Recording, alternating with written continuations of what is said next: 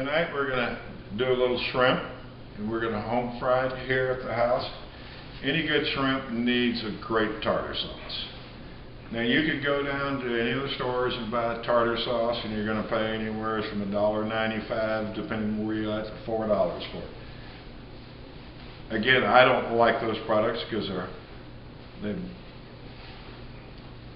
got all the stuff in them that I don't like.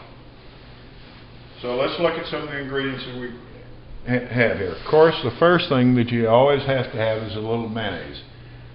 Get a good quality mayonnaise.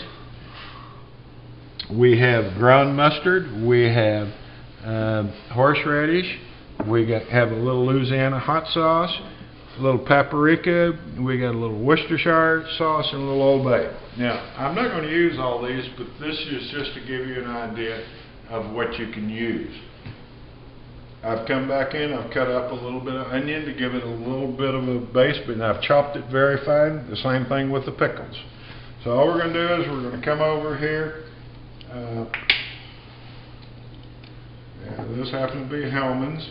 And for the amount of shrimp we're going to eat, that's probably about all the mayonnaise that we need. So we're going to just take a little bit of the onions there. We're going to take a little bit of the pickles.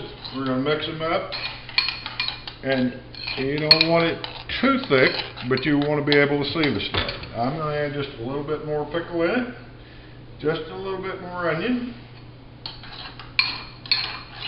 And you never know how much people like, so we're trying just a little bit more mayonnaise. You don't like to have not enough.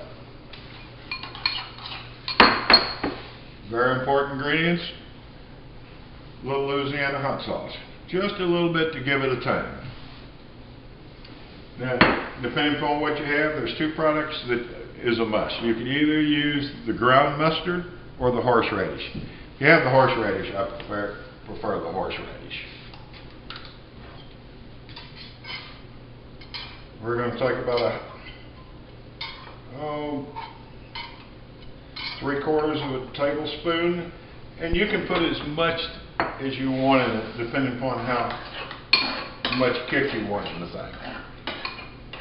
And again, you can see now we're coming back in, and you can see a little bit of the red on the in the sauce.